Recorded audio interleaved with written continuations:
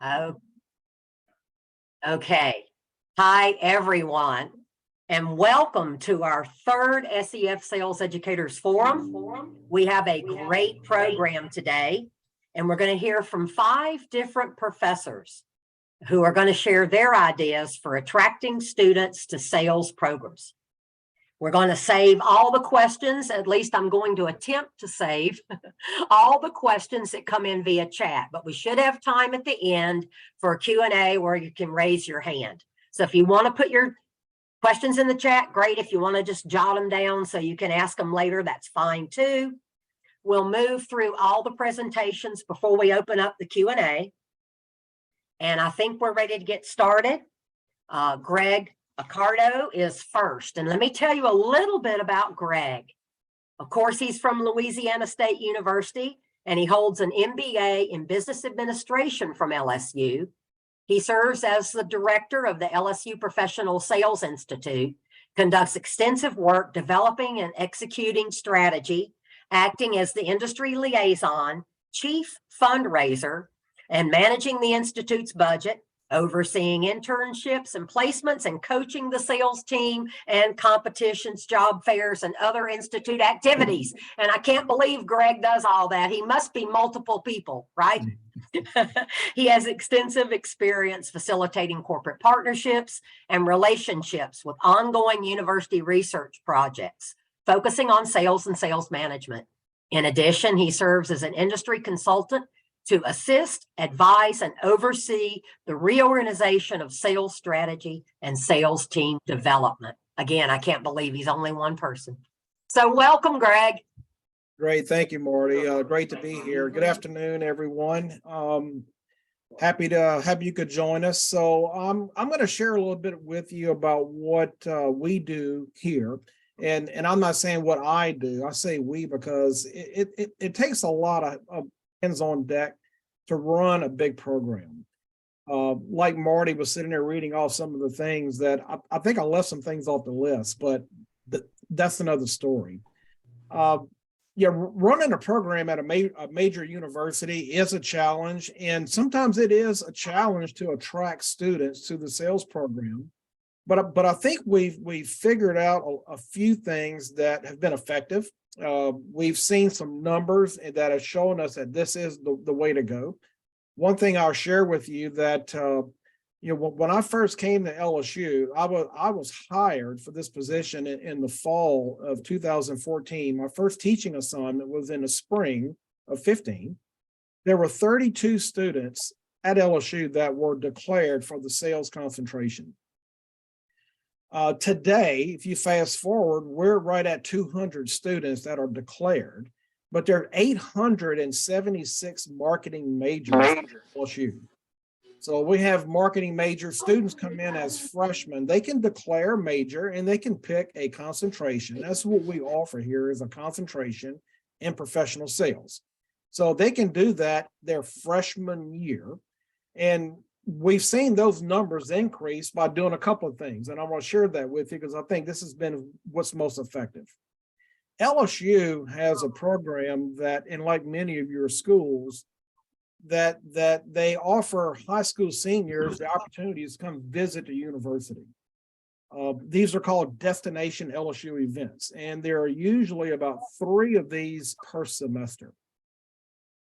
The College of Business has a team that organizes these groups of high school seniors and their parents that are coming to campus. And if the student and the parents have interest in that in their child majoring in business, well, there's a special reception with a discussion panel that is hosted here at the College of Business.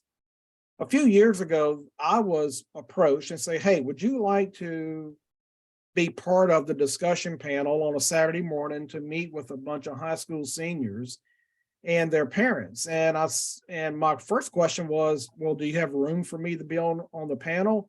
And the response was, we couldn't get anybody to do it. So I was like, okay, well, if no other faculty from any other departments in the college want to go, I'll do it.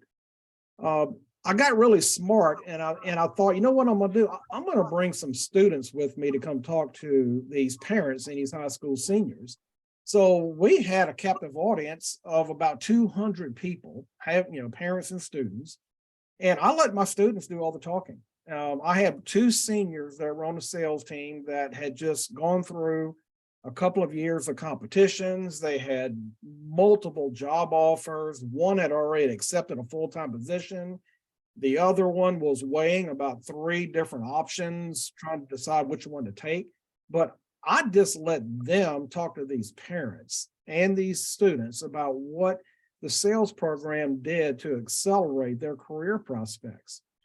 And what sold me on this method was the reaction to the parents, because when you look at the audience while these students were talking, you see the parents all doing this, nodding their head up and down. If any of you have kids that go to college, I think one of the biggest concerns you have is that, am I going to spend all this money to send my child to college, and will they end up in 4 years sleeping on my couch because they can't get a job? And I think that's a big concern, because we watched the reaction of these parents, and we had more parents come to talk to us after the event than students, because they were very interested, wanting to talk to my high school, my sales team seniors, to find out more. Tell me more about this. What are some of these companies, what do these job opportunities look like? So when we started that process, since it's been about 3 years, right now we have 38 freshmen that are on the roster at LSU that are marketing majors with a sales concentration. We have 48 sophomores that are declared marketing majors, sales concentration, and they are not even in the College of Business yet. And that went from maybe having 2 or 3 to 38, 48 freshmen, sophomores. So now we have a bench. We have this pipeline of students who are going to come into the College of Business their junior year, and they're going to land here in the Department of Marketing. They will be in the sales program. So that is one thing we've been doing. I think it's been really successful, because in addition to that, we're now launching this semester the first ever freshman sales competition. So we're calling it Future Champions. So of those 38, we've invited all of them to be part of a freshman sales competition. 12 signed up, and we'll do that competition next month on the 28th. It's the Friday before Dead Week. What we're doing different is that I'm not coaching. I'm letting the seniors on the sales team be the coaches. So the seniors have been assigned to a freshman who is going to be a competitor. And we have a donor who put up a $500 cash prize for the winner, the freshman winner, and we'll have a trophy. And then the senior who's the coach will get dinner on me. So that's one thing that's been successful, is how can you can get these high school seniors interested in your program before they even enroll in your university, and build that pipeline that way. Now, what about the students who are already in your college, or maybe deciding what major they want to select?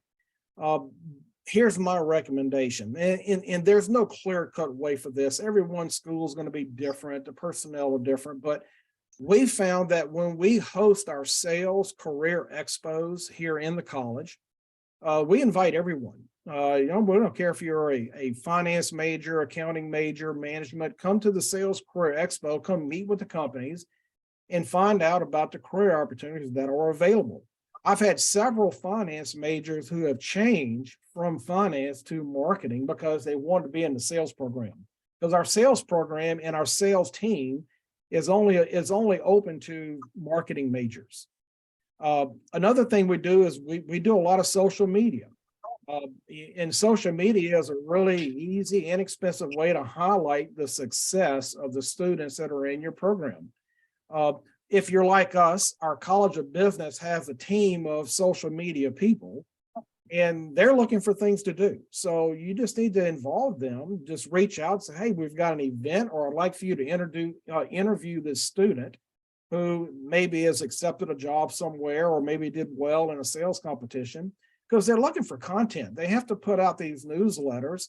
And if you can maybe just lead that effort a little bit, you probably would find you've got a lot of available resources that you could just direct it to them, and they'll take care of it for you. So I would say lean on your College of Business media team. leverage as much social media as you can to attract those current students that are in your college.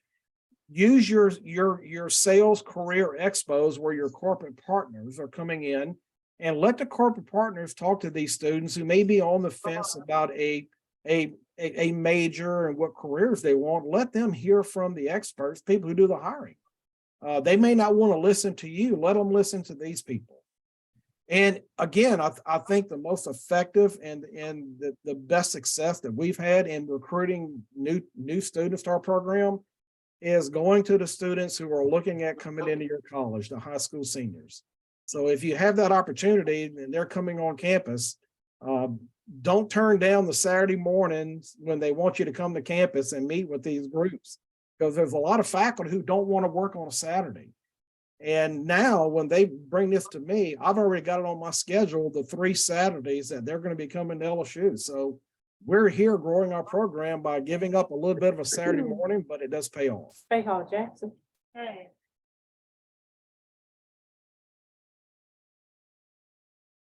That's wonderful, Greg. Thank you. Anything else you'd like to add? What I heard was it's a process, and give it some time. It's hard to change overnight the enrollment in your programs. I found that out the hard way. But if you do the due diligence and you put in a steady effort and you market your program and you let the students see that there is a path to career success coming through these sales curriculums and these sales programs, they're going to gravitate to it. And one of the, this is the sad fact that if the economy gets worse, you're going to see more students who don't find careers in accounting and finance. There will be sales opportunities still. The sales hiring is usually pretty steady from what we found.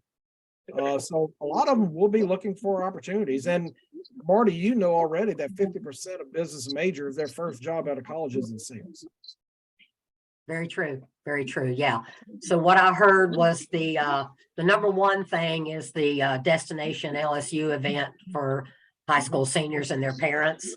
And then the freshman sales competition. I think we'll have somebody else speaking about that here in a few minutes about what they do. And then the career expo to get students interested, right? Yeah, and one more thing that I'll plug, because Lori Richardson is on this call. So we host a sales symposium every spring. And this year we've got a great female lineup of keynotes, and Lori has graciously accepted our offer to come be one of our keynote speakers.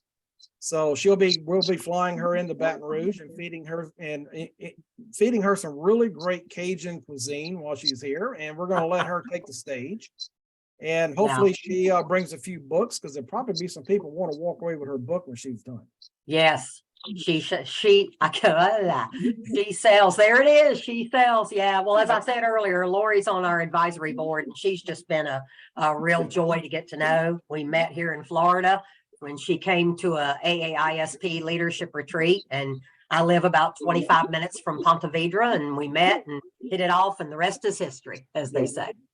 We're looking forward to having her here. That's great. That's great. Thanks so much, Greg. I'm capturing questions as we go along. So next I want to introduce Jeff Hoyle. I see Jeff up there. Okay. Jeff is from Central Michigan University. He holds a Doctor of Education degree with a concentration in higher education assessment and global studies from Central Michigan. He had over 20 years experience in B2B sales and marketing in the food service, healthcare, and forest products industries prior to joining CMU. His experience includes working with such clients as Boeing, General Motors, General Electric, PepsiCo, Mead, International Paper, and Alcoa. His research interests focus on experiential learning, stakeholder analysis, and organizational selling. And he has been published in journals such as the Journal for the Advancement of Marketing Education, Business Horizons, Education Plus Training, and the Journal of Marketing Analytics. So welcome, Jeff. The floor is yours. Well, thank you very much. It's such a privilege to talk to such an esteemed audience here and share some ideas. I appreciate what Greg shared. A lot of good stuff there. And he set the stage, because I was going to do a PowerPoint, but we don't want to. I think we've all been PowerPointed to death, so I think I can go by notes as well. So again, I think we've all, maybe we're trying to forget the COVID thing that happened, but we're coming out of it now. So how do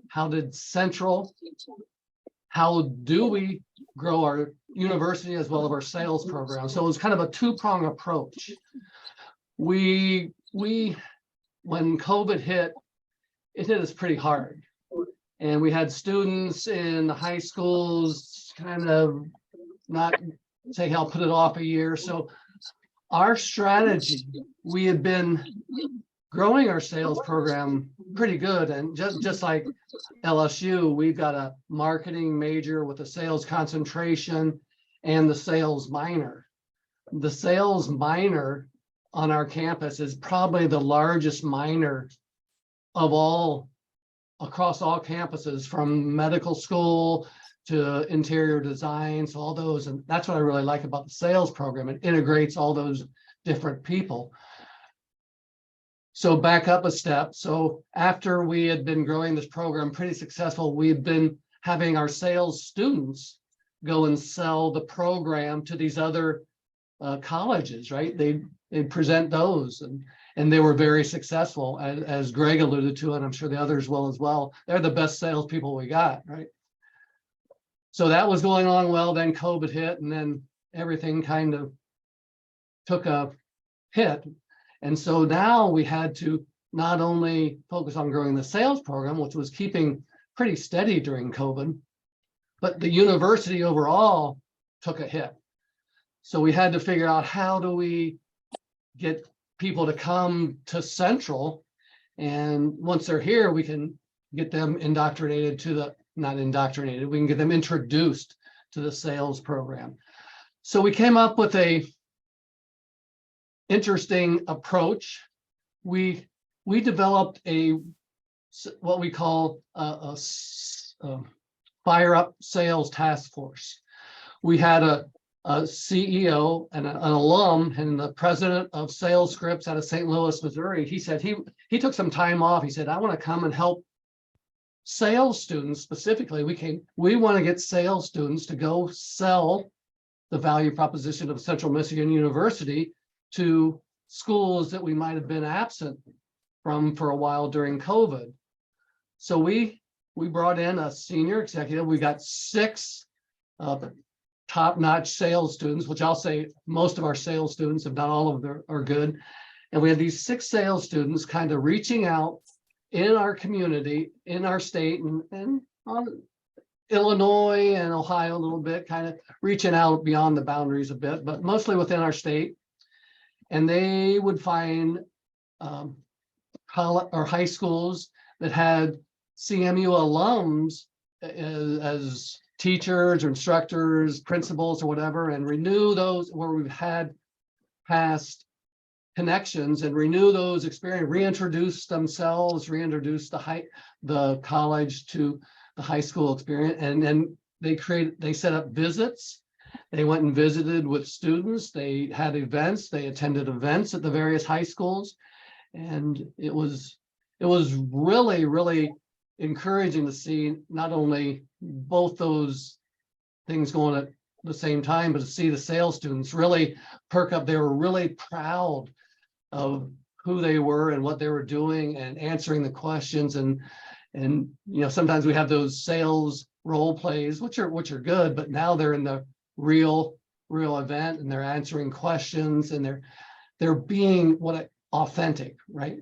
And that's what we teach in the sales program. And most successful salespeople, if you're not authentic or that trusted advisor, there's not much there. So in addition to that, we packed up some spiff. We put some stuff together, sent to the schools, and flags, CMU paraphernalia, and we got all that going. We created, much like Greg mentioned, customized tours. We'd have these tours from high schools to come to the university and visit, but our sales students said, hey, let's customize it. Let's work with the school. And if they want to come to campus, we'll do that, and we'll see where they want to go. So we'll customize the tours.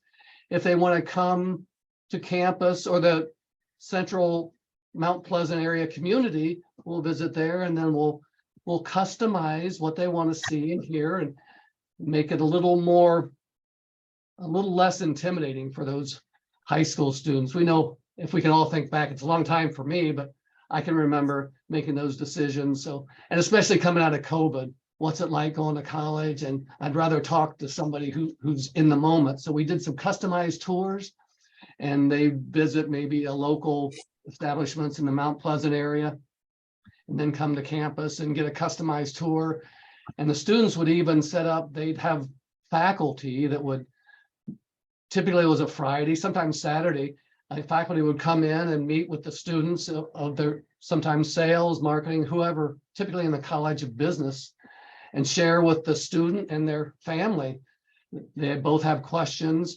And I like when Greg was saying the same sort of thing. When you're in those meetings, the parents' heads are just nodding. They're saying, yeah. So they get it, and the students kind of get it as well. And another aspect, we had a cold calling project for recruiting students. So we worked with the administration, and they had a list of all these students who had been accepted, but they hadn't accepted. They were accepted, but hadn't committed to coming to Central yet. So we in our introductory sales call, we always look for role plays and say, man, this is the real deal. So we had those call sheets. We had the name, where they're from, what high school, and all that. And then we had a call center where we set them up, and the students just started calling, and they had kind of a script, but students would say, what do I say if they have a negative question? We kept telling them, tell the truth. You know, if I'm calling, they're gonna expect the old guy to say the company line, right? But if they say, hey, what's it really like? What's the program really like? Tell them. I'm not going to tell you, sugarcoat it. So once students got a little comfortable, they would come back and say, man, that was awesome. I had a great call. I had a conversation. Occasionally, they would call the student, and the parent might even join in on the call. So they said those were kind of interesting, to say the least. So, but they got to deal with that.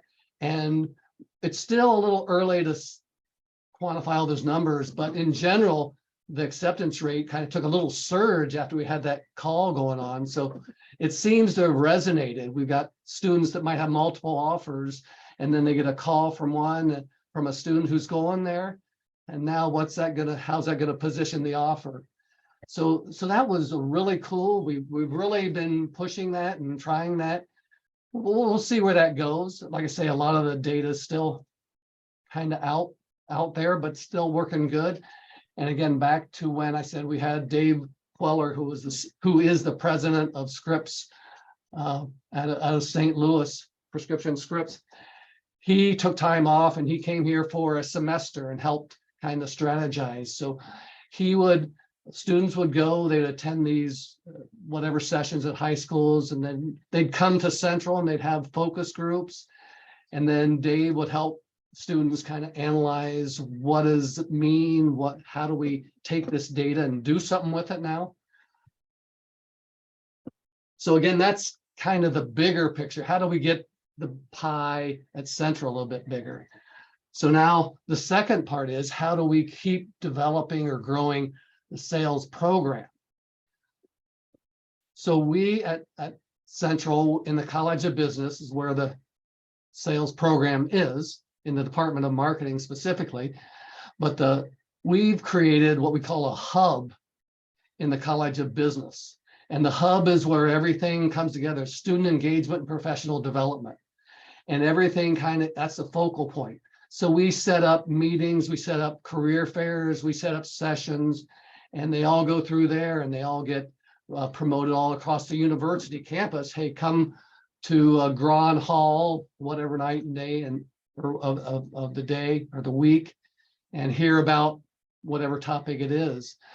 So back to the students, this core group of students that went out trying to get more students engaged with Central Michigan University, we took a different group and kind of put them on the mission that we had done pre-COVID, a little bit more, go to all the various colleges and the departments within those colleges, see if you can get 5 minutes in front of various classes and do your elevator pitch on the sales program. And again, we've got sales students from virtually every college on campus. So we have them tell their story. We have someone who's interior design major say, hey, I didn't think I liked sales. That's not uncommon. Some need the confidence. And then when they step into these opportunities, they come back and say, wow, I was able to do that among their peers. And those are some of the toughest critics, right? So again, that's continuing to show. I'm the advisor for the department too. So just this week, I think we signed, 10 or so majors and minors. I don't know what the mix was, probably heavier towards minors, but it seems to work. And again, we're still correlating. Is it because they went here? We've got the students doing that. We've got the advisors and all the other programs kind of seeing, hey, sales is a great complement to any major. Now here at Central, probably most universities, certain degrees require a minor.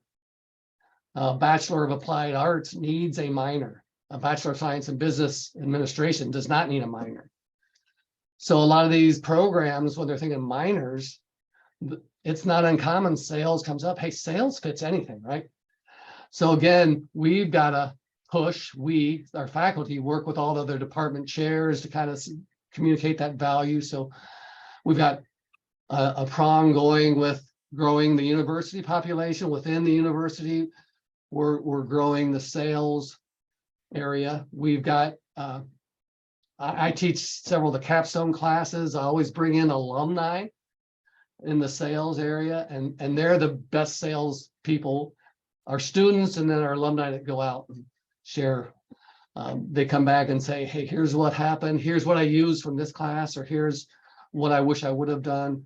And those are some of the best sales people as well. I know I'm running up on my time here, but again, continue. We've got sales labs, we've got innovators, we've got incubators on campus where any discipline, entrepreneurs and they get together, and sales is always at the heart of things. And I think we're continuing to see growth in that. We hope it continues to grow more. And now that we're coming out of COVID, hope we'll continue to go that way.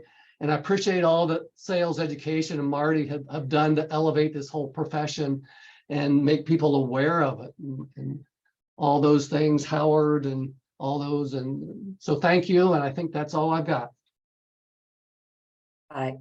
All right. Thank you, Jeff. And, SEF is excited and really kind of proud to be part of everything that you all are doing. Because as I say to people, we wouldn't be here if it wasn't for you. There would be no need. So what I heard from Jeff, what intrigued me the most was that the students going out to the other colleges to do their pitch, so to speak, about the program there at Central Michigan and the hub, the College of Business hub, and the different topics that students can go to, and then the customized tours. I love that idea as well, and I'm trying to take notes, but thanks to recording technology, we'll be able to play it back and hear anything that we missed. So thanks again, Jeff. So let me get my place in order here. Okay, our next speaker is Deirdre Jones. Gosh, I've known Deirdre for probably a decade or more. She's with University of Toledo.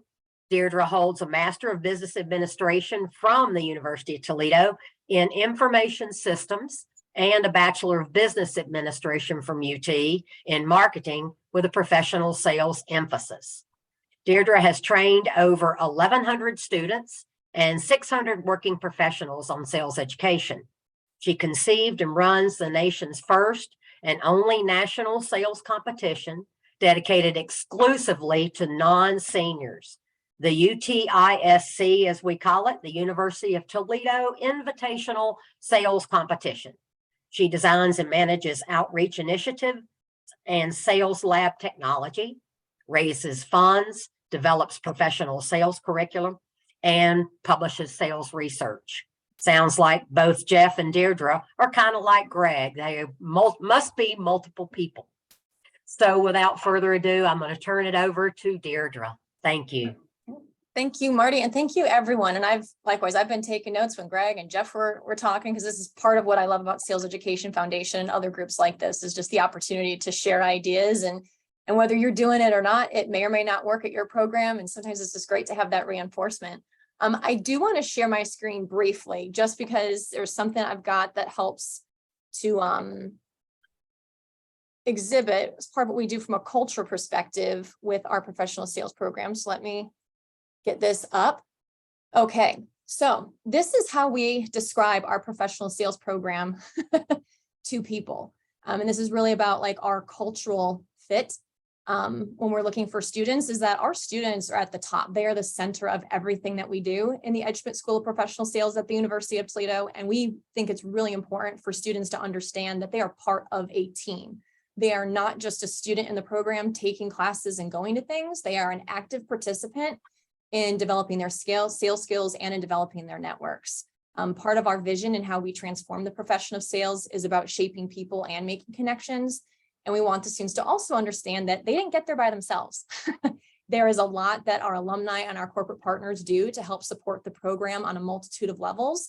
And then at that base, that's supporting everything that's going on, is absolutely the faculty and the staff. You know, when Marty was introducing all of us so far, and I'm super confident as she goes on to introduce the other folks that are part of today's panel, the faculty and staff of these professional sales programs, there are so many different hats that we are all wearing to support not only the students, but also the alums and the corporate partners that we're working with. So I just kind of wanted to share that as a backdrop for what it is that we do with our program and how we kind of look at things. So, because there's definitely this ecosystem that goes on with all of that. From a cultural perspective, there's really like two levels to what we do in terms of how we go about attracting students to the program. We approach it from a cultural perspective, and then we also approach it from a structural perspective in terms of what we're looking to do. On the cultural side of things, we survey our students every 3 to 5 years formally on how things are going in the program. And we use that feedback to inform how we're going to go about recruiting and attracting students. Good, how are you? Sean said he was coming for you. We're going to use it to also, make changes to the program so that we can continue to refine what we do to better serve the students. So we're doing that every 3 to 5 years. With that, we always ask the students a key question, does being in the Edge Schmidt School of Professional Sales benefit you? And we're very excited about the fact that we're consistently at 94, 95% every single time we cycle through with that question, where the students are the ones telling us that it's highly valuable to be in the Edge Schmidt School of Professional Sales. And that's something that obviously we're using in our messaging and when we're talking with prospective students. The other thing that we've discovered with our students is, we've also asked them, like, why are you even in the professional sales program? Because once again, we use that to help inform the messaging that we're putting together and what's out there. And what we found from our students is why they're in professional sales. There are two overarching reasons why students are in professional sales at the University of Toledo. The number one reason is that they like helping people. They like helping people, making a positive impact on people, interacting with people. They just enjoy the act of helping. And there's a really big servant leader mindset with students. The second reason why students are gravitating towards our program is because they recognize that professional selling is a necessary life and professional skill. And that's one of those drums that we've been beating for a long time, is that everyone is in sales in some way, shape, or form. And so it's nice to hear that messaging is getting out. And actually that messaging on everyone being in sales in some way, shape, or form also impacts what we're doing structurally with the program as well too. So, and on that structural side of what we're looking at, we have a double major agreement that we've set up with a number, actually all the different majors within the College of Business and Innovation, because everyone's in sales in some way, shape, or form. we've made it a point to study what the major requirements are for all the other majors in the college business. We're not interested in students from other majors or other colleges. We're looking to be that supplement to make sure students are more prepared and more marketable and more confident with what they're going to be doing. And so we've worked out our College of Business and Innovation. There's a certain amount of double dipping that students can do. And so we've worked out these agreements with other majors in the college so that our basic professional sales course is either baked in as a requirement in another major, or it's at least at a minimum part of the elective pool. And then some majors, depending on which major we're talking about, there are other professional sales classes that are part of an elective pool that another major could take to round out and finish their major. So having that double major program works out really well. Professional sales and marketing is the #1 double major combo in our College of Business and Innovation. The other thing we do is we have a minor for non-business students. And you heard some of the other folks talk about, reaching out beyond your college. Our highest area of growth is actually from our College of Engineering and our cosmetic science program. Our cosmetic science students, they have to take our professional sales orientation class because that college recognizes that they need some sort of exposure to business and specifically professional selling. And so that's given us a lot of students that are minoring in professional sales, and they're tacking that on with their cosmetic science degree. And then those students are obviously going into more of a technical sales career. We're also seeing a lot of growth with our engineering students, and I go into the professional development classes and all the different engineering classes. So mechanical engineering, chemical, civil, and I just have a conversation with those students about careers in technical sales and what it really is. And for a lot of engineering students, it's a really big eye opener for them. It's like this missing piece of the puzzle because there's some of them, they're like, they don't want to be stereotyped, as the engineer that doesn't have good interpersonal skills, or that doesn't know how to interact with people. And so they really gravitate towards that missing piece with our professional sales program. And then there are others that frankly, they like the fact that sales is a science and an art. And the fact that there is a proven process to leverage their subject matter expertise, they find really exciting and attractive. And so we're able to get additional students in our program as well with that. From an outreach perspective on the structural side of things, when we do our events and programming, we are baking engagement points and the events into our course, into our the points for the course. And so that helps to once again just reinforce from a cultural perspective, that this is more than just taking classes. You're a part of this program, and we're sure that you're properly networked with other students and with businesses. And we make sure that the engagements that we're doing are unique and interactive. We're not interested in repeating what's going on with a College of Business job fair or an etiquette dinner. We're not going to step on any toes. That stuff's already happening.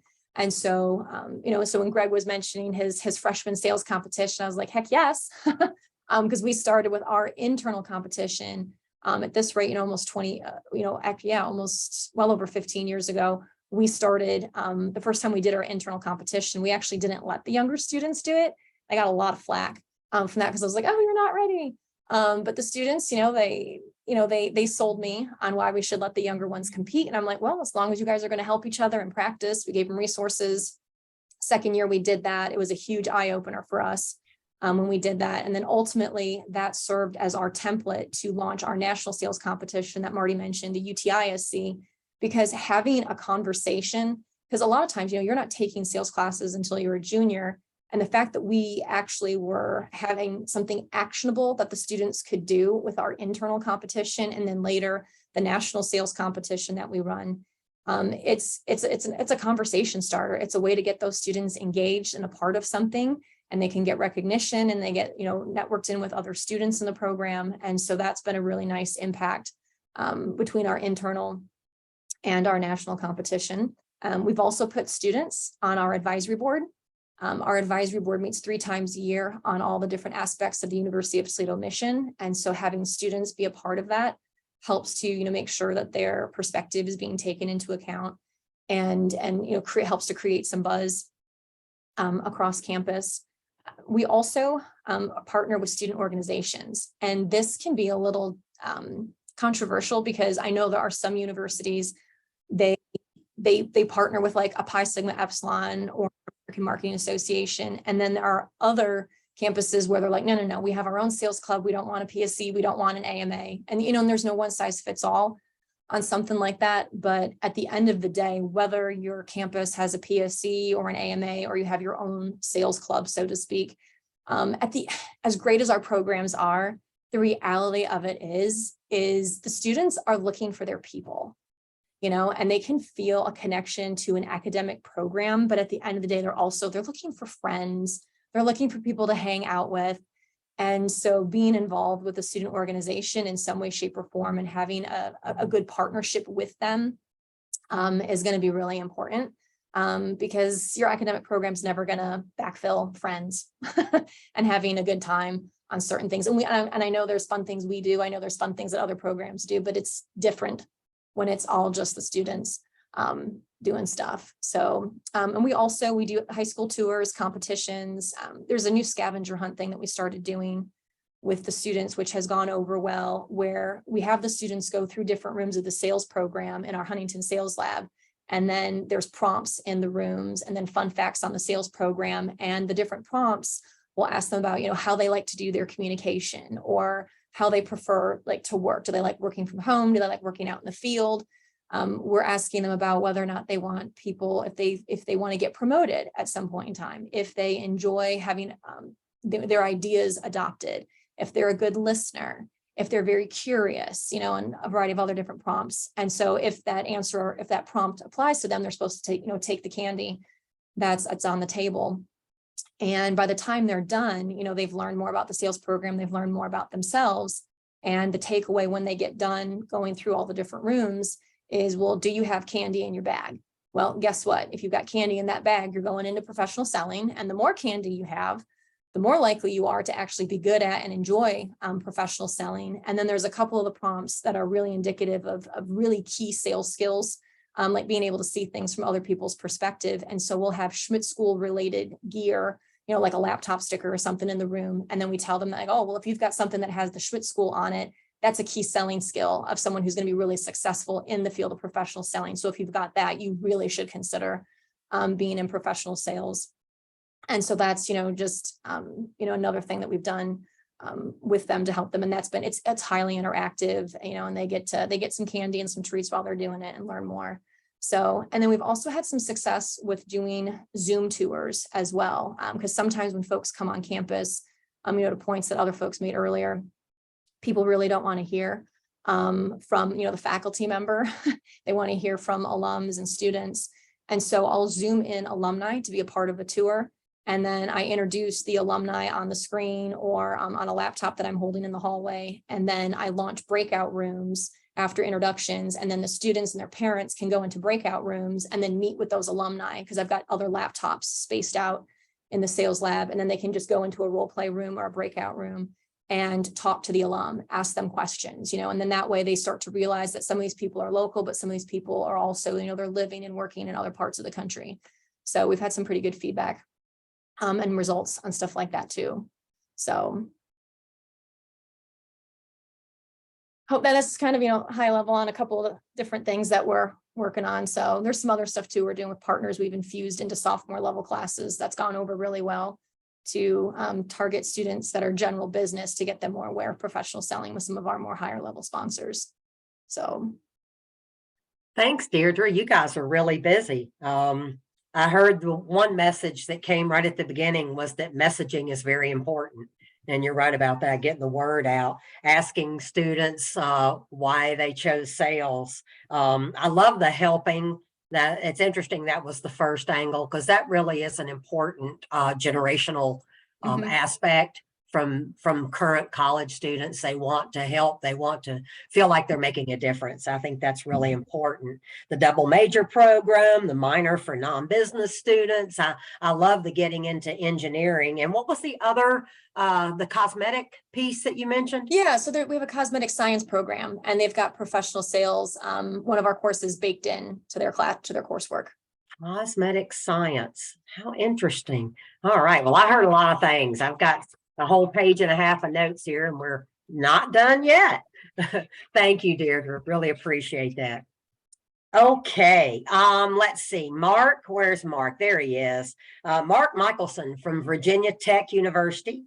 Mark graduated from Union College with both his BA and MBA. He's held numerous sales leadership positions in marketing, sales management, and business development, with over 25 years of professional hands-on experience on sales and marketing in the B2B world. At the age of 45, Mark made the career decision to move away from the sales world and enter, as he says, the hallowed halls of academia as a professor in practice in sales and marketing. And in this new position, Mark has taught fundamentals of marketing, B2B marketing, sales management, and principles of professional selling. He's now teaching at Virginia Tech, and he's become a proud member of that Hokie Nation. So Mark, the floor is yours. I really appreciate it. Thank you. It's great to be here. And I've been with Marty for what, 5 years now, started at College of St. Rose, and then now we're here. So it's great. Like I said, I love what I do. It's a passion.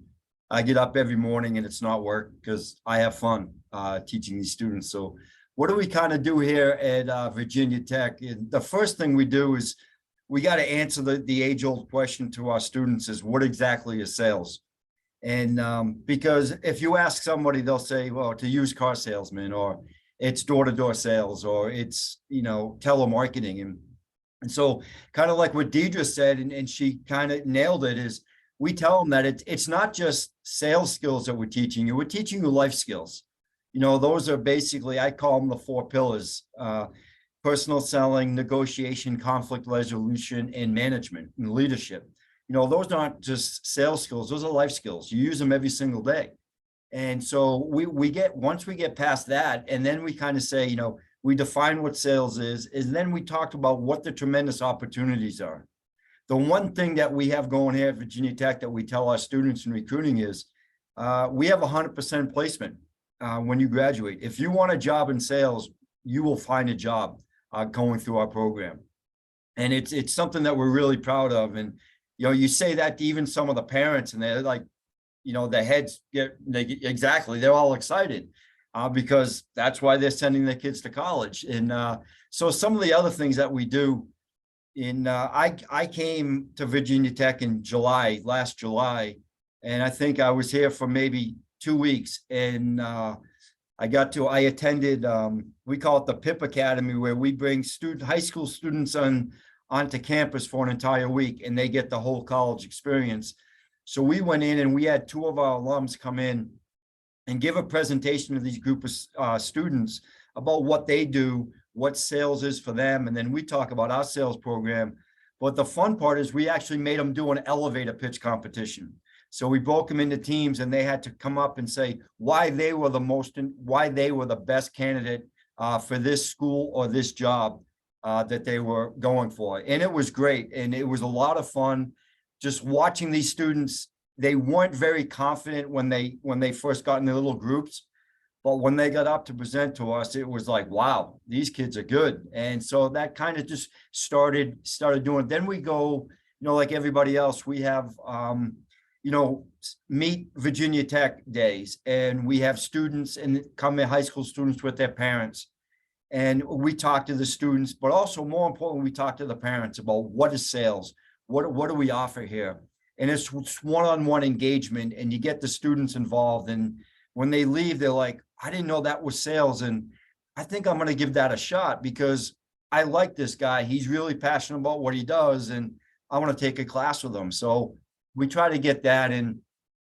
First week of classes, we have the open house to meet the sales program. And obviously, what college kid doesn't like pizza? We offer them, a pizza party, and everybody comes. So it's like you bribe them with food because that's how you're going to get them into the classroom to learn. And it's really good because it's a more relaxed setting, and they get to eat. So we're pretty excited about that. Some of the other things that we do is we have a Virginia Tech newsletter, which we think is real exciting. And that goes out quarterly, a couple times a semester. And it just highlights, a student. It highlights our programs, highlights new courses, but it gets them excited. And we created a funny PowerPoint for our Meet the Majors event. Basically, what are the myths of sales? And we kind of go through it all. And, we have funny slides that, marketing people travel first class and marketing people stay in nice hotels and drive nice cars. And they're like, oh, that's really true. And I'm like, no, that's a myth. I said, because the salespeople, when they land those big accounts like Fenway Park or, Yankee Stadium or Dunkin' Donuts, the marketing guys are the first people to say, hey, can I get tickets to the game? And the salespeople will say, no, well, we earn this. It's our account. So we kind of do that. Some of the other things is we have our own LinkedIn site. So we make sure that we invite our students to follow that and get more involved. I go into our freshman level classes and talk to students and talk to them about sales programs. And one of the best things that happened was they actually said to us, we had one student come up to me after class, said, after listening to your conversation and your presentation, I called my mother and I changed my major to sales. So that made me feel good. So we kind of do something like that. Then we also have our upper class students come into our entry level sales class and talks to them about the sales program, talks to them about our sales club. We have PSE on campus. We have our own sales club, and they actually work very well together. So it's basically an all hands on deck between myself and Brian Collins, who's the director of the program. We're kind of partners in crime. And, we try to make sure that the students have a really clear understanding of what sales is, what careers are out there, and how it could benefit you. And also, honestly, tell them no matter what career you're going into, you need sales. You need those life skills. And they come out of class and they're like, yeah, I get this now. I know exactly why you're doing this. And I'm really glad that you came into my class and convinced me to take a sales class, because there's no way I was coming into college thinking I want to do a career in sales. But after listening to you and going through one of your classes, this is what I want to do. So it's a labor of love, honestly. And it's something that Brian and I really, really, really proud of what we're creating here at Virginia Tech. And we're looking to continue to take it to the next level and keep pumping out those Hokies for those sales programs out there and the sales jobs. And yeah, you are right, Marty. I am writing a book. I'm actually going to publish it in September. So I just sent out the link to all the pre-sale campaigns. So. Terrific. All right, Mark, thanks so much. I love your enthusiasm, and you're right. If you love what you do, you never really work a day. Maybe No. you have a bad day, but there's so many good ones. They outweigh it so incredibly.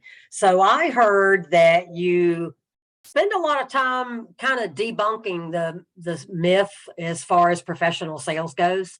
Yes. Yeah, that's a big one. You got to get people to stop thinking about sales as being, I like to use the word smarmy, like Yeah. slimy, and you got to stop. You got to stop that. And the best thing, Marty, you just said is like when I teach ethics in class, the hands go up and like, ethics in sales, isn't that an oxymoron? Because there's no ethical salespeople out there. They'll do anything to get a deal. And I'm like, yeah, well, I was in sales for 25 years and I'm pretty good. As I said, I like to wear striped shirts. I don't want to wear them every day for the rest of my life. I like that. So you're also talking opportunities, talking up that job placement rate. I mean, that speaks volumes to parents. I have a story too about a Christmas break parent calling, and their child came home and wanted to switch their major to sales, and the mom and dad were freaking out.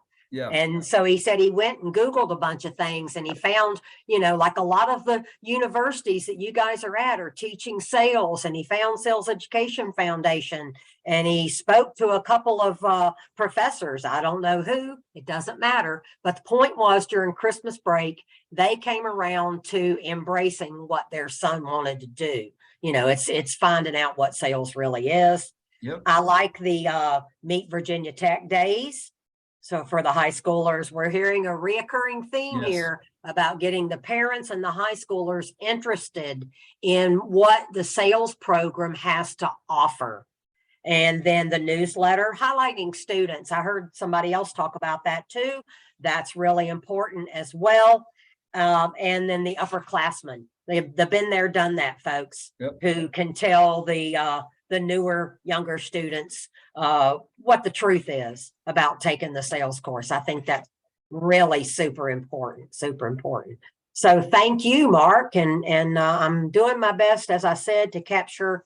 I think I have an assistant. Lori's kind of watching my back, so to speak, making sure I don't miss any of these questions. And we will have time at the end to actually have you guys ask questions, raise your hands, and that sort of thing.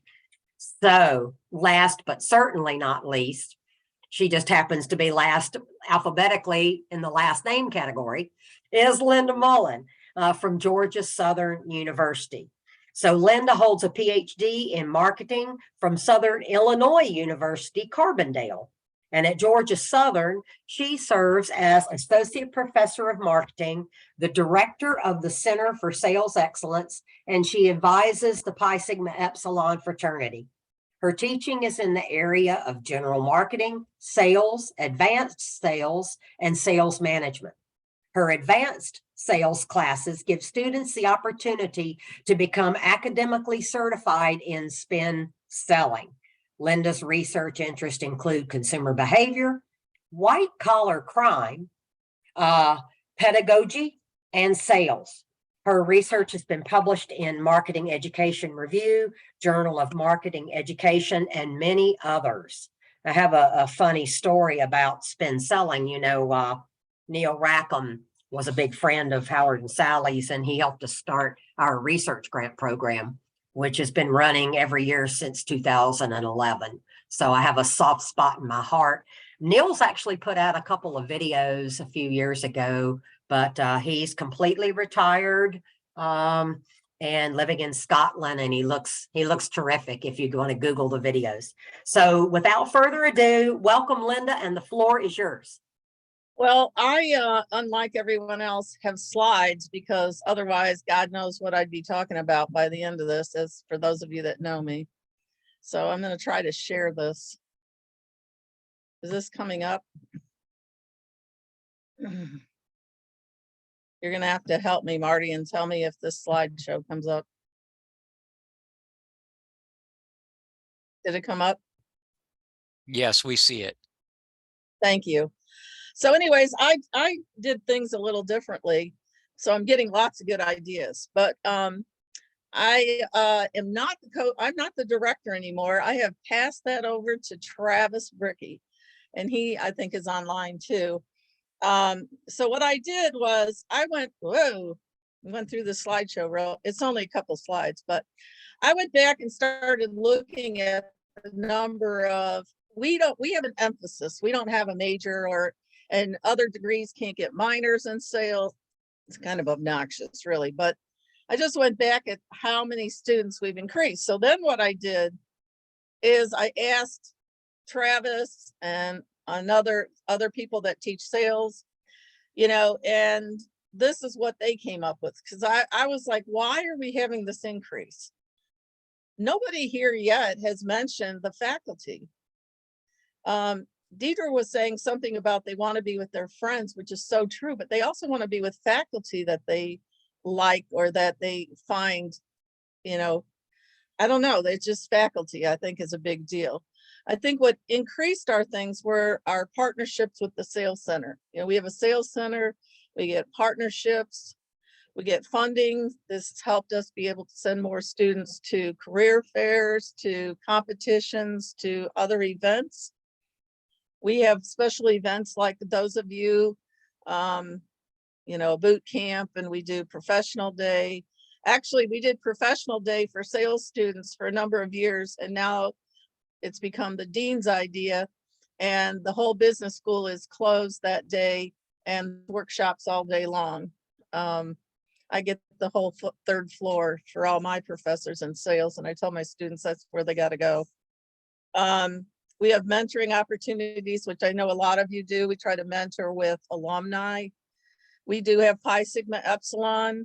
That's growing. I actually make them dinner every meeting. So I just make sloppy joes, very cheap, cheaper than pizza, by the way. I think the University Sales Center Alliance has been a big help to us, especially when I first started. I remember one time talking to Andrea Dixon, I think she's on here, and I wanted to take something that she had and use it at my school. And I remember her saying that we weren't in competition as sales professors around the country. And of course I could use, I don't even remember what it was at this time. I'm sure I still use it. Then I asked my students what, because I knew I was going to be doing this presentation. So I said, what motivated my students to do this? And understanding that sales was not just, the vacuum cleaner door-to-door guy, or, the shady things that you see.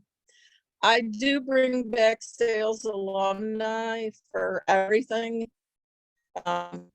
They have to do that. I do Rainmaker. I don't know if any of you do that, but at the end, they have to do a live role play with my alumni, and the alumni are the ones that grade them for their final exam, which the grading really sucks because alumni are not going to give them a bad grade. But anyways, Dina's on here too. And Dina and I did something called POGL a long time ago. We've published in that, and it's a lot of interactive activities where I don't talk as much in class. The students work in groups. I'm not going to explain it here, but we found that students work together to solve these problems or these activities. And as a corporate trainer for spin selling, everything was set up. It's perfect for this kind of teaching, to teach in groups. They take quizzes in groups. They do relay races to do their quizzes. It's so crazy. And they do a lot of activities that were actually the activities that were set up by Huthwaite and Neil Rackham. These were activities that were set up. And the way I explain it to my students, I said, well, none of the people my age want to sit for an hour and a half like you do in class. So we have to have them run around the room a lot. And so that's what they do. They do a lot of stuff where they put stuff on walls, and I don't know, it's a whole thing. Real world learning, of course, I've been in sales myself for many years. We also still have a company, and keeping it fun. I mean, when they get back from break, we're on break next week. I have a improv group from Savannah coming in called Front Porch, and they'll do improv activities and they'll relate it to sales. They've done it before for me. And so, it only costed me a couple $100 to have them come in. And so, and the students don't like slideshows, but we all know that. So they want to avoid monotonous activities. This is an example. You've given lots of examples, and this is an example of one of our students the same way. She didn't want to be in sales. She didn't want to have anything to do with sales. And now look what she's done. She's been a scholar. She's been a competitor. She's been in role play, speed sells, ambassador for Mutual of Omaha. She came from Puerto Rico and she'd never even visited the campus. She wanted to go into digital marketing, but when she saw the strength of our program, I'm reading this, I'm sorry, she decided on a career in sales after taking her first class. And so I don't think my story is any different from a lot of yours. It's just, that's kind of what's happened with us. And I know mine is short, sweet. I'm done. Hey, Linda, do you know why Lysandra picked Georgia Southern? What made her come there to begin with? Travis, are you on? You can maybe help her. Yeah, I'm here. I asked her that question. I didn't get a real good answer from her why she chose Georgia Southern. I think they came down to the career fair at her high school in Puerto Rico, and she just liked what she heard about Georgia Southern. Well, again, it was that personal visit, it sounds like, that made the impression. Yeah. Thanks, Travis. I appreciate that. All right. Well, thank you, Linda. I heard, obviously, it takes great faculty to make everything work, to engage the students. I love the fact that you asked your students what motivated them to get some answers for today. That's really important. The spin selling thing, I know a lot of people don't use spin selling, but there's so much good material inside of spin selling. And I love the fact that you were talking about, making it interactive and keeping things moving, and improv is a big thing. Rob Peterson, Stephanie Boyer, and I'm sure there are lots of others, but Rob Peterson, who's a board member, SEF board member, he turned me on to improv when we did a podcast together. Yeah. And he stuck me out in the middle of the podcast doing improv. And in 2019, which is the last time we had a Sales Educators Academy live in Florida, Stephanie Boyer and I were on stage, and she had me doing the clap snap thing and all kinds of crazy stuff. And that kind of stuff is fun. And it, whether you even realize it when you're doing it or not, is teaching you to think on your feet. Well, it brought a lot of the students out that were very quiet. They do a good job, and they interrelate it with sales. And I did get that from Rob. I will say that. I got a lot of things looking around on this board here. I've gotten a lot of things from all the people, and now I've got more from today. There you go. That's what I've always loved about working with everybody, anybody and everybody in sales, in sales education, is that it's a real collegial community, and everybody helping everybody else. So I think what we're going to do, I'm going to pull up, let's do this. I'm going to pull up the things from chat that I captured, and we'll start there. So I didn't write down who asked the questions. Excuse me. Greg, someone wants to know, how often do you post on social media? Not enough. I feel that way too.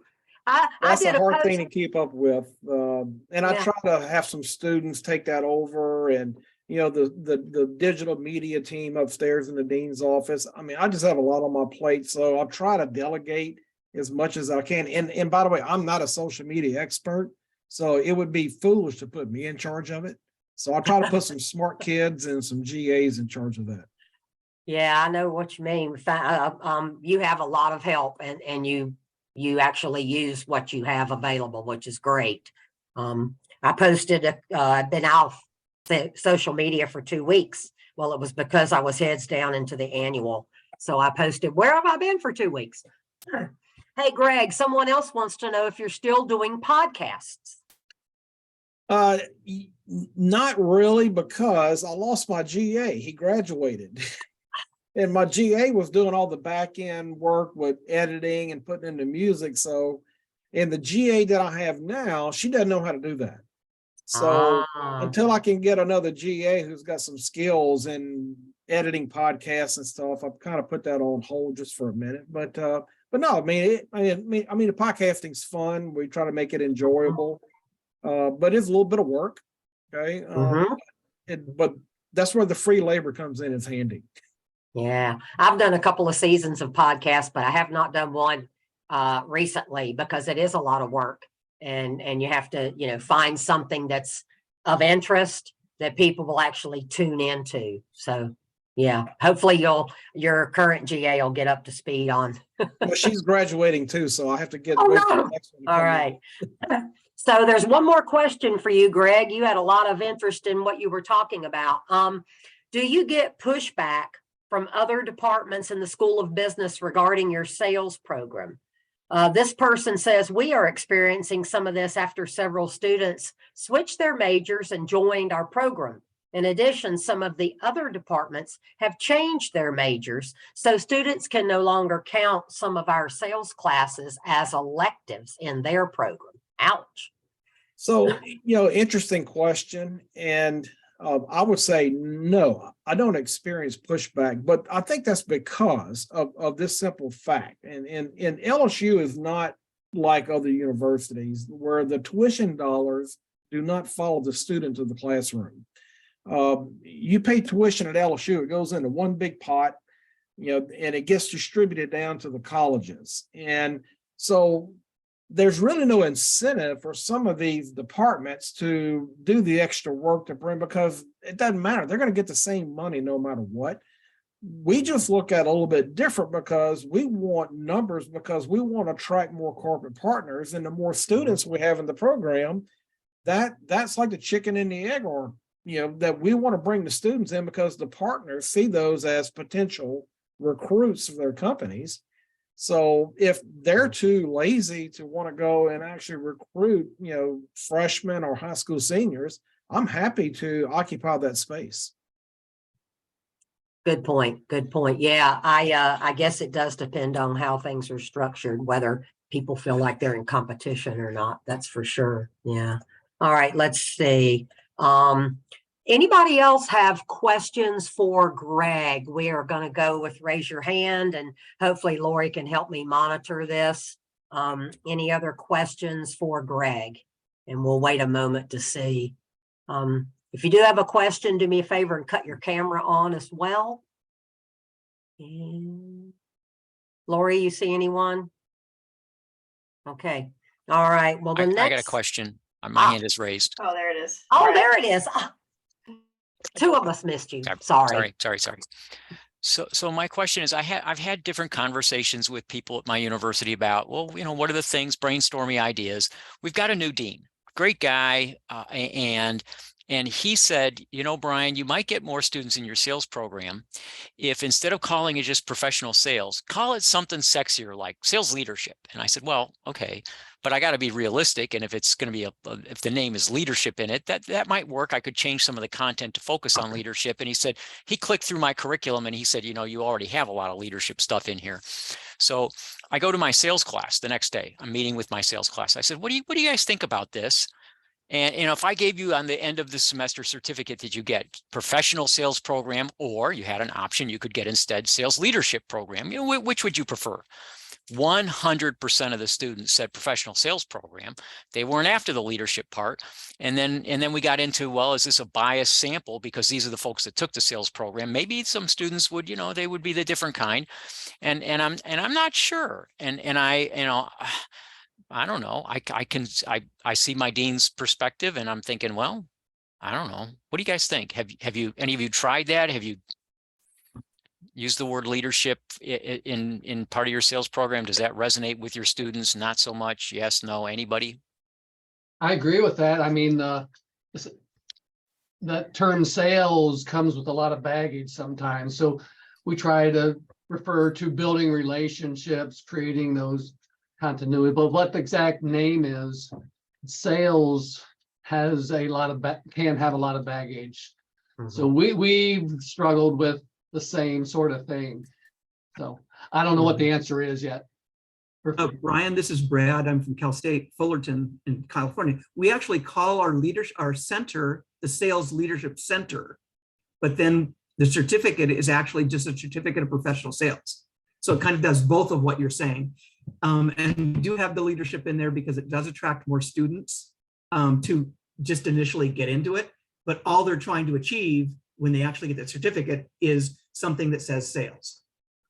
Good point. Yeah, let's get Dina in here. Dina? Hello. I have another question if it's not pertaining to Brian. So Brian, if anybody else still has to reply to Brian, I can wait. I'm done. Okay. So our sales program is actually under the management department, not the sales department. And there's the marketing department. I mean, not sales, the marketing department. The marketing department would like to pull us back in. And we kind of like not being in the marketing department because it sets us apart. We're not part of marketing, but we are in the marketing department, right? If they pull us back in. So I want to know from most of my colleagues, is there a negative aspect to not being in the marketing department if we're under management? Does it matter? Do I need to be worried about this? Because they want to move us back over and we're fighting to stay under management. And I hate to do that if it's a negative thing. Okay, guys. Thoughts? Why do they want you back? I'm just curious as to what their motivation is. Why did they get rid of you in the first place and why do they want you back? Well, originally when we reorganized, we organized into 5 departments and we were under the specialty program. So it was us, entrepreneurship, and we had family enterprise. And then with some retirements and shuffling with COVID and whatnot, it went back to 4 departments, and they just kept us under the management department because the chair I had at the time under the business law and the specialty programs, we just went with her to the management department. So it just kind of worked out. They pull us away from marketing on purpose, and then we just followed into the management. They kind of want us back now because of what all the activity we're doing and all the buzz that we're making and all the success we're having and all of the, and we do have a lot of double majors. And so we're kind of torn. So. Interesting. Interesting. Anybody So else? this is Anita from Purdue. So we're not in the business school, so this might not be directly related, but I can tell you the department you're in does influence your ability to recruit faculty. So you might want to think about the ability to recruit to management versus marketing. And I don't know the answer to that, but it just may be a factor you need to think about. Good point. Good point. Karen Piesker. Hey, Karen from Canada. Hi, how are you? Great. So we're also not, we're in the Ted Rogers School of Management, but I work within hospitality and tourism management, mostly because I was brought in there because the dean was the chair of our department was so innovative that they knew I could start the program within there. And we take kids from across all of the school, and that's been really powerful. But theoretically, we should probably be under marketing, right? So we found that by being separated under the Ted Rogers Leadership Center, we were able to provide the curricular portion, but the extracurricular and the certificate. And ours is called Sales Leadership. And that was because we were housed there, and then we could get students from every single department across the business school, because we have entrepreneurship, we have global management, we have a variety of them. Sounds like you do too. So I think to support what I think Anita just said, go where you have a creative, innovative team of faculty who are willing to support you to make it happen. That would be my advice. Great I think advice. when it comes to getting the marketing, the faculty and whatnot, what we don't want a marketing person who can teach sales. We want a salesperson who can teach marketing.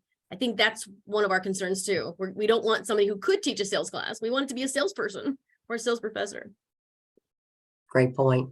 Anybody else on that topic? All right. Here's a question for Jeff.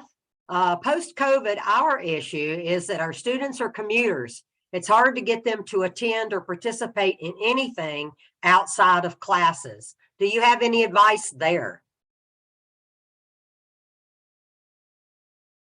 Yeah, you're probably not alone there. I mean, we've got around this area, there's some commuter campuses, and then COVID obviously accentuated that. I think we're probably all maybe getting over Zoomed or MS Teams or whatever, but that's a way, I think, to engage them, but you got to do it really in a way to get them excited about it. Get them to turn on their cameras, right? If they don't turn on their cameras, they're probably not engaged. They might not even be there. And I wish I had a better answer, but I think making the content something that they'll want to attend, something that's exciting, whatever that is. Student, what does the student want now? I think you've got to go to them. What would appeal to them? And just like sales, we've got to meet their needs and what they want to hear and see. That's probably not the best answer, but again, we're all struggling with that. How do we get people to attend? And when they do attend, are they engaged? Are they turning on their cameras? I think it's got to be something that really excites them. One thing I found, the recruiters that were able to adapt and pivot during COVID when they couldn't be on campus, they figured out a way to still have career events and have those in a virtual setting. They weren't the same, but now those recruiters, when they're back on campus, where the students go, they go to those people. The ones that were absent for a while, they come back and say, hey, we're here again.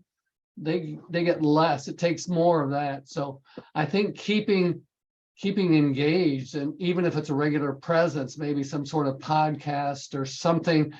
I know everybody's talked about having that expertise. I'm not a tech person either. And so I rely on my tech department and, hey, I want to do this. And as long as you can do that and send out something on a regular basis.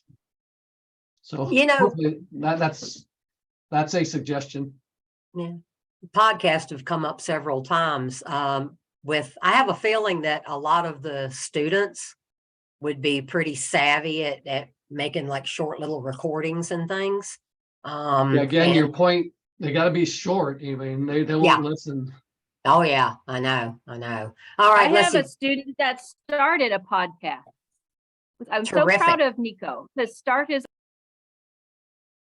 That's terrific. I love that. Deirdre, you've got something to say. Yeah, and I was just gonna, kind of add to some of Jeff's thoughts on working with students that are commuters, because we have a very strong commuter campus at University of Toledo. And when we surveyed our students, we found that from pre-COVID to post-COVID, we saw a 12% increase in the number of our students that were working while going to school full-time. In our sales program, 81% of our students are working full-time, and over 40% of them are working at least 15 to 25 hours a week. So that whole like getting students to participate and engage is like part and parcel to like what we're looking at on a regular basis. Some of the things that we've noticed that have helped with that is, I mentioned earlier, like baking in engagement points into the curricula for the classes, but then we do this thing called an engagement survey at the beginning of the semester to like, and basically the students are like, did you pay attention to the stuff that's in the syllabus? And then it helps them with like scheduling, because then they know that they got to like put it in their calendar, request time off for work. I wrote a LinkedIn article on like how to request time off of work, and like how to get that kind of stuff. Saw that. And stuff. And so the other thing that we've done with that is we've also streamlined our events, because we used to do things a couple of different times throughout the year. And what we've done is like our big networking event in the fall and our internal competition, now we've combined them into one day. We had to make some structural changes to how things look. And we don't call it the same thing anymore. It's now sales connection with an internal sales competition, and do another sales connection in the spring. But like our spring sales connection runs in parallel to our national sales competition. Because if we're asking the students to do stuff, we're trying to streamline things because we know how pressed for time they are. It gives them that added incentive to make sure that they are there on campus to interact with different things. And then some students, they have very legit issues where they just cannot engage in the precise way that you'd like them to. And so to help meet the students where they're at, we've created alternative assignments for students that meet certain criteria. That way they're still able to do certain things from an engagement perspective. And then so we've got some stuff set up for those students that have, certain situations that they're facing. Interesting. We do one where we do what are called lunch and learns, because we have students that live in Savannah and have to drive 45 minutes in. So we do things during a lunch hour, like from 11 to 1, and then have one of our partners come in and talk about some topic, and it's under Pi Sigma Epsilon, but it's helped our commuter people be able to have an event they can come to. Great ideas. All great. I had a comment here I wanted to read.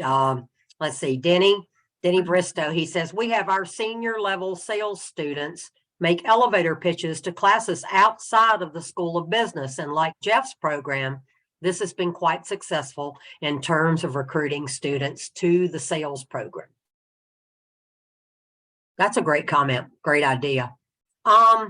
There was a question and answer here, but I don't know if everybody saw it. So I want to read, this was for Deirdre, and I know she answered it in the chat, but what have you found to be the best way to get the word out to prospective students for the Zoom tours and the lab tours? And are these high school seniors?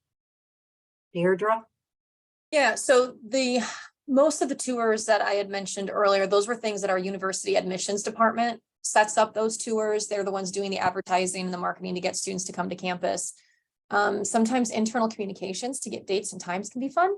But we usually have somewhat of a decent heads up. So those are pre-scheduled dates and times. And so then I just reach out to the alumni or different corporate partners, depending on the situation, to get folks to participate in those Zoom sessions. But then we also, I organized some stuff for some high school students to come to our national sales competition this spring. So they could have come and observe.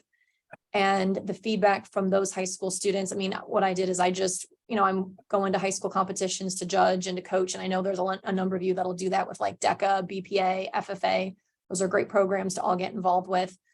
So there were students that really had impressed me when I was at those competitions and events. And so I had personally invited them. We've got a network of different high school teachers that, we work closely with.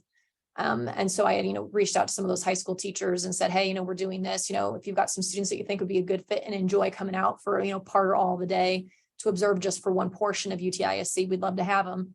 And the feedback of having those students at a national sales competition where they could observe development blocks, walk around the career fair, sit in a judge room and listen to role plays and hear the judges, talk about things when they're not supposed to talk about things.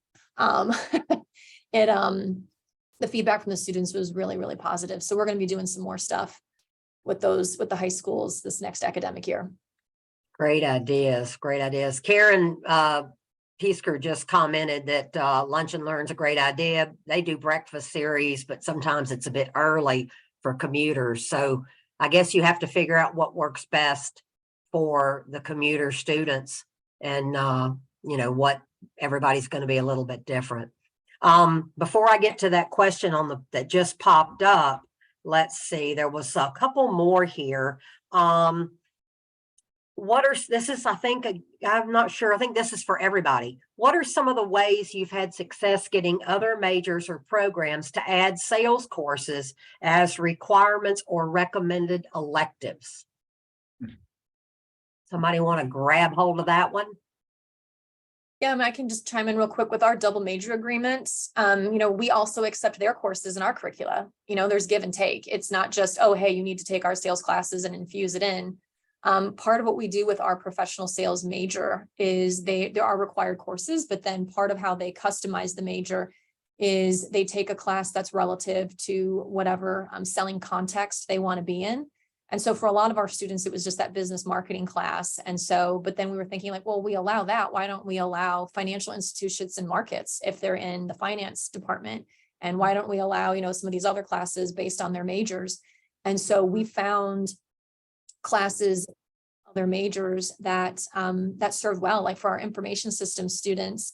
If anyone's done anything in tech, there's that systems analysis and design class, and that whole SAD cycle. Hello, it's a sales cycle. You just use some like different, language on it. And so, we count the systems analysis and design class as something that we would count in the sales program for students that are specifically going to be double majoring in professional sales and information systems. So just finding common ground is what we found that works for us. Kind of building off that, similar things, we have our entry level course, our base level course fits pretty much any major on campus that needs a minor. So it really wasn't and it fits in well because we've already said 50% of people are already going into sales no matter what discipline. So it hasn't been a real challenge. It's been a good fit with entrepreneurship, interior design, if they're buyers. It just is a good fit. So we haven't had any real problems, but that's, I think, and then plus the value sales ads, the placement rate, you put that in there and that's on their resume. That's a help, obviously, as well. Great comment. Question for Greg popped up. Did you need university approval to start your podcast? No, I don't think so. I don't remember if I did ask. Usually I'm very good at asking for forgiveness instead of permission. Yeah. Greg, what platform did you use to host it? So I'm just recording on Zoom, and we would, my GA would take that recording and be in the cloud, and we'll do the editing, put the music in the front end and the back end with an intro recording and an exit recording, and we would host it on Buzzsprout. So Buzzsprout is a platform you can put your podcast recording there, and from there it gets connected to 5 other podcast channels. Yeah, I used Spotify. Yeah, I did the same thing. I did Zoom, but I don't remember if I asked for permission or not. I think we just did it. beg for forgiveness. Sometimes in higher ed, it's better not to ask for permission because you're going to include people in the decision process that, they're going to say no just because that's what they're trained to do. I just rather just do it. Yeah. Lori just posted a comment up too about the University of New Hampshire. They do an annual event. I don't think James McElroy joined us today. For some reason, I'm thinking he was either out of the country, I think. But anyway, they host an event, Women in Business Club, and with sponsors, and it exposes more of their women to the sales program. And then Peter Knight, who I saw here a few minutes ago, he says, we have an increasingly highly centralized career development and advising process at Parkside. He's with University of Wisconsin, Parkside. So you might want to take a look at those quotes. And Lori hosts on Libsyn. I'm not familiar with Libsyn. Lori, can you tell us anything about that? It's just a long-standing podcast hosting tool, and it works very well. Great. Is Michael Chow still with us today? Mike Chow, are you still around? Let's see. I don't know if Mike's dropped off or not. Let's see. Who else is here from William Patterson? Hey, Michael Gatlin. Mike was emailing me about something that William Patterson does. I was hoping he would still be on, but I don't see him. Yeah. I wish I could find that really quick. Let's see. Doesn't appear as though we have any other questions that were submitted via chat. How about questions that have just popped into folks' heads in the last few minutes? Anybody have anything? All right. Kind of back to that question we started, how have other departments been receptive in getting the sales programs in there? Well, those electives. Well, as I said, we use that first sales class in our program, and we find that's a good feeder course. When it gets into that other major, the people start talking about it, tends to create its own momentum, and students start talking about it. And so it's a good feeder system for, not that it's cannibalizing from the other majors, but it helps build the minor a little bit as well. Thanks, Jeff. Very good. Okay, I'm going back to Michael Gatlin for a minute. That email from your colleague, Mike, was about a high school sales competition you guys are hosting this spring. Yes, we're going to be starting that next month. Wonderful. Well, our second forum featured Michelle Welliver and Matthew Rousseau on their high school sales competition. So I think that's an important note for everyone. As they said, it takes a lot of working together throughout the university with the different people involved and a lot of volunteering. Michael, have you guys found that to be true? Yes, it's a lot of work. And one of the things we're planning on doing, instead of doing a role play that's actually tied to like a product or a service, the plan is to do a podcast where the students will actually be able to be a part of a podcast to really sell themselves, right? So the plan here is to try to connect it in a way where students are doing things that's fun and, motivating more so. Great. Ronald Jones, are you around? Yeah, I'm here. Oh, great. Would you like to add anything about what's going to be happening this spring? Yeah, it's been pretty exciting. I have the role to actually solicit the support from the high schools. And I've been involved also with some DECA local as well as a statewide DECA competition, had an opportunity to meet with some of the students, and to comments that were made previously. When I hear some of these students participate in these role plays for DECA, I'm blown away. They have a higher level of skill than you might anticipate. So what we've done is, to Mike Gatlin's point, we, excuse the expression, dumbed down our competition from the standpoint of role plays. It's near the end of their year, their calendar year. we have state tests in New Jersey. We didn't want to conflict with that, but we did want to get students involved. We had about 3 specific objectives. First of all, help support the development and nurturing of students so that they have understanding what sales is really about. And it's been talked about before. The second thing is to provide them an opportunity to compete in competition and also network. And then finally, to use this as a possible funnel for enrollment and registration in William Paterson University. And I've communicated with just locally with probably about 30 high schools in the area, and I'm getting extremely strong support. So we're, as Michael indicated, we're going to do this at the end of April. We'll probably have about maybe 40 to 50 high school students participate in it the first year and be able to expand that. But we thought that the podcast, to points that were made previously, is a concept that students are aware of. They enjoy it. We want them. I'm an old sales guy. I really believe before you can sell a product or a service, you need to be able to sell yourself. And that's one of the things I see as an instructor, as a professor. A lot of students can't sell themselves. So we want them to get the confidence, the skills and capability to sell themselves first, and then we'll take them to the next level of selling products and services. So I don't know if that helps you understand what we're doing, but that's basically the direction we're taking. Yeah, I'm intrigued. Perhaps we could talk further after you complete that first competition and get you guys to talk to others, because it's kind of it sounds like to me it's a little bit of a unique approach. So Well, thank you. Put me in the back of your mind. Well, part of it, I got to say this because I got to give credit where credit is due. This was Michael Gatlin's baby. He has all this stuff that goes on in his head. And then what he does, he gets people to implement it for him. So he has it in his head and he said, Ron, you go do it.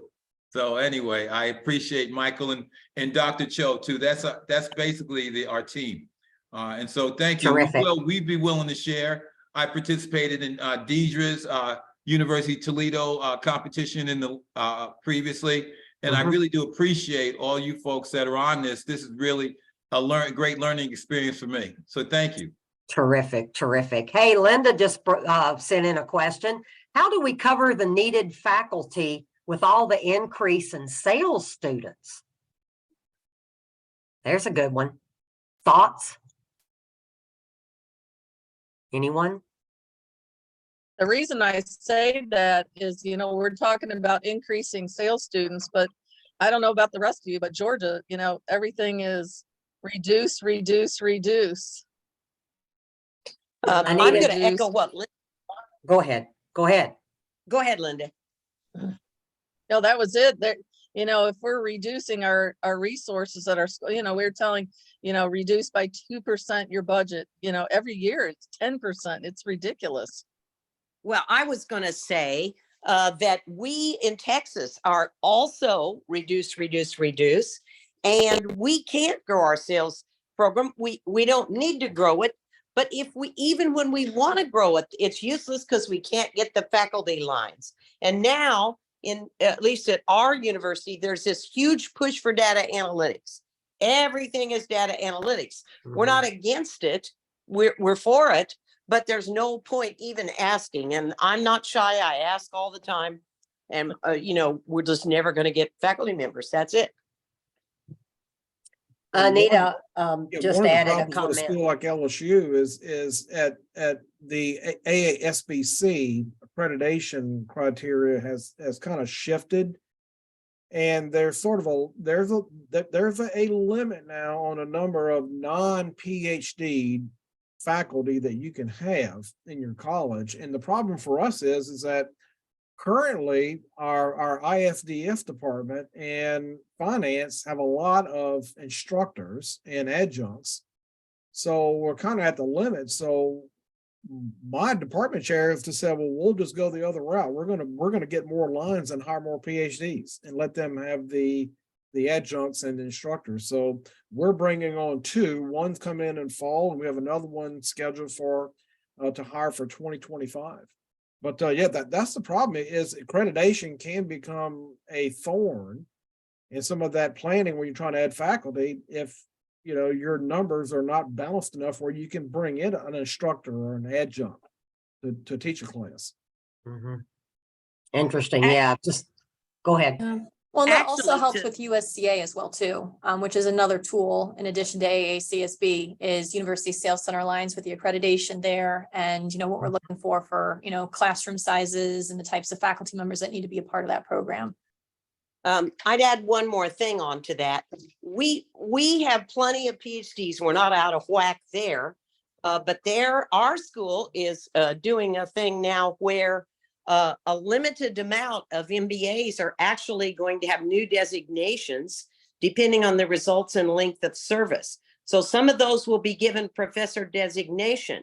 So they are starting to really treat our MBAs very, very well. Of course, you have to produce results, but that's a good thing for us. That's a very good thing.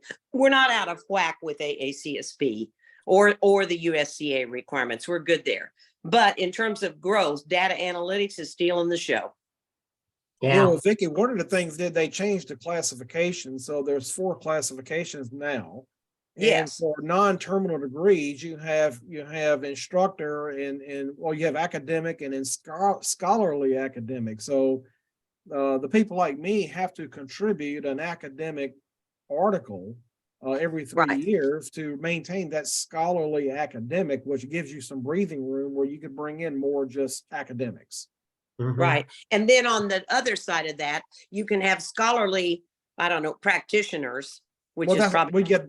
Yep, that's what I mean. Yeah, scholarly practitioner. Yeah, Just practitioners. practitioner. Yeah. So, MBA, but writes papers. And then, so what I'm saying is, even with all that being good for us at Texas State, there's still this huge push now for we're emerging research one, huge push to getting PhDs in certain areas, which costs a fortune. And there's a huge push for this data analytics business. So we're just being quiet and doing our thing. And well, we get to replace people like, you know, many of you know that, you know, Wayne and I are both going to be, well, Wayne and I are leaving very soon. We can replace those people, but forget new people. It's not going to happen. Right. Okay. Anybody else? Questions? I see a lot of comments, you know, about using retired sales professionals and adjuncts and that sort of thing. And Dina had something interesting. She says some of our partnerships may be the form of teaching instead of money donation. Now there's an interesting idea. Yeah. Anybody else? I think we're sort of beginning to wrap things up here. One more call for questions, raise your hands, comments, that sort of thing. We'll give everybody a moment. Okay. Well, listen, guys, this has absolutely been fabulous. This is exactly what we wanted to happen, exchanging of ideas, tossing around things, talking about what's bothering you, talking about what's an issue. Everything's been recorded. Everyone will get a link. And I can't thank our 5 presenters enough. Greg, Jeff, Deirdre, Mark, and Linda. Yes, absolutely. A round of applause for those willing to give up their time to help us all. All right. Well, tomorrow's Friday. Oh, wait a minute. There's a hand. There's who claps. Never mind. It's hard to tell the clap from anything else. Okay. Happy Friday Eve, as we used to say. Enjoy the rest of your week and your weekend, and watch for an email from me early next week. Take care, everyone. Bye-bye.